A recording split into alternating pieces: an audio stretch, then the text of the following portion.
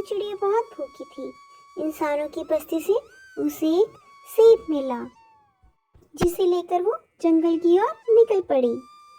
कालू और गौरी भी कई दिनों से बहुत भूखे थे। कालू, जल्दी से मेरे लिए कुछ खाने को लेकर आओ, नहीं तो मैं इस भूख के मारे मर ही जाऊंगी।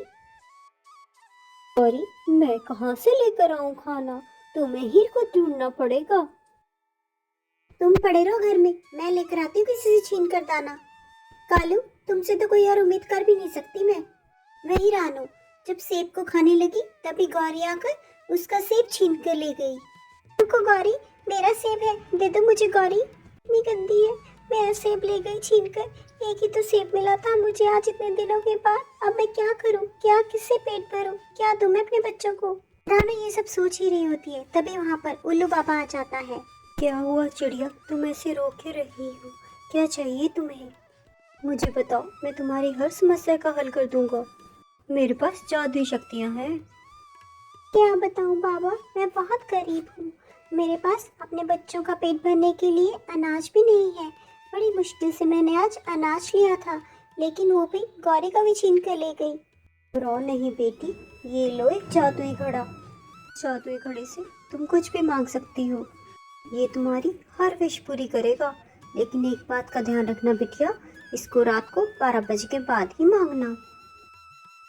इतना कहकर उल्लू बाबा चले जाते हैं और चिड़िया अपने घर आ जाती है। अरे माँ, इतना सुंदर घड़ा ये कहाँ मिला आपको? और क्या आप मेरे लिए आज खाना लेकर आए हो? मुझे बहुत भूख लगी है। गुड़िया बेटी, आज एक साधु बाबा मिले थे मुझे जंगल में। उन्होंने ये जादुई घड़ा दिया है और कहा है 12 बजे के बाद हम इससे कुछ भी मांग सकते हैं। ये हमारी हर विश पूरी करेगा। रात को जैसे ही 12 बजे रानू ने जल्दी से घड़े से पेट भर के खाना मांगा और घड़े ने जादुई शक्तियों से उन्हें भरपेट खाना दिया, जिसे खाकर माँ बेटी आराम से रात को सो गई। सुबह भरपेट खाना खाकर रानू जंगल में काम खोजने के लिए निकल पड़ी। कुछ दिन ऐसे ही निकल गए। रानू और उसकी बिटिया बहुत खुश थे। गौरी, बहुत भूख लगी है मुझे। कालू जी, तो मैं क्या करूं? काम धंधा आप कुछ करते नहीं हो, सारा दिन घर में पड़े रहते हो।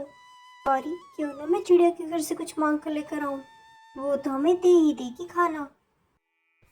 आहा, आपको क्या लगता है चिड़िया इतनी भोली है जो आप मांगोगे और आपको खाना मिल जाएगा? इसे तो खाना छीनना ही पड़ेगा। इसे मैं हर बार करती हूँ। कह रही हो गौरी, तुम हमेशा खाना छीन कर लेकर आती हो, तो और कैसे मिलेगा खाना? कालू जी, आप रुको, मैं अभी लेकर आई आपके लिए खाना। ठीक है गौरी, जैसे तुम्हें ठीक लगे, मुझे तो अपना पेट ही भरना है। इतना कहकर गौरी चिड़िया के घर की ओर निकल पड़ती है। चिड़िया जब खाना मांग रही होती है घड़े से, तभी वहाँ पर गौरी उसे देख लेती है। अच्छा, तभी रानू आजकल जंगल में दिखाई नहीं पड़ती। इसे तो खजाना मिल गया है घड़े के रूप में। मुझे जल्द कालू जी को बताना होगा। गौरी जल्द से कालू के पास पहुंच जाती है। कालू जी, क्या आपको पता है रानू चिड़िया के पास एक जादुई घड़ा है? क्या क्या कह रही हो तुम ये गौरी? जादुई घड़ा? हाँ हाँ, जादुई घड़ा है वो। जो कालू जी, अगर वो जादुई घड़ा हमें मिल जाए तो हमारी तो ऐश ही हो जाए। ना हमें फिर खाने को ढूंढने के लिए मेहनत करनी पड़े, घर में बैठे बिठाए खाना मिलेगा। गौरी, तुमने बिल्कुल सही सोचा है। ये घड़े को चुराने के लिए हमें कुछ सोचना पड़ेगा। ये रात हम यहीं पर बैठ के इंतजार करते हैं।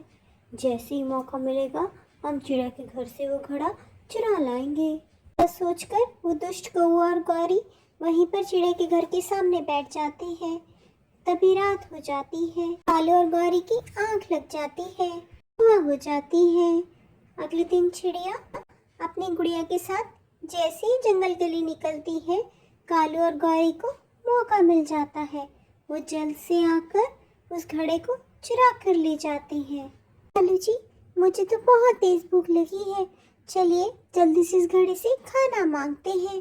हाँ, क्यों नहीं, हम जो भी चाहें इस घड़े से मांग सकते हैं। कालू जी, मैं तो इससे पिज़्ज़ा ऑर्डर करूँगी।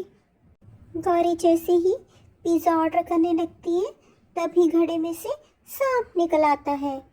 सांप सांप भागो भागो। कालू और गौरी अपनी जान बचाकर जंगल की ओर भाग जाते हैं। गौरी, तुमने तो कहा था वो एक जादुई घड़ा है, उसमें से तो सांप निकला। जी, मेरा यकीन मानिए, मैंने चिड़िया को खुद उससे खाना मांगते देखा था। पता नहीं ये कैसे हो गया। गुड़िया और रानू जब घर लौटते हैं तो उन्हें उनका घड़ा घर में ही मिलता है। उन्हें तो इस बात का पता ही नहीं चलता। कालू और गौरी उनका घड़ा चुरा के ले गए थे।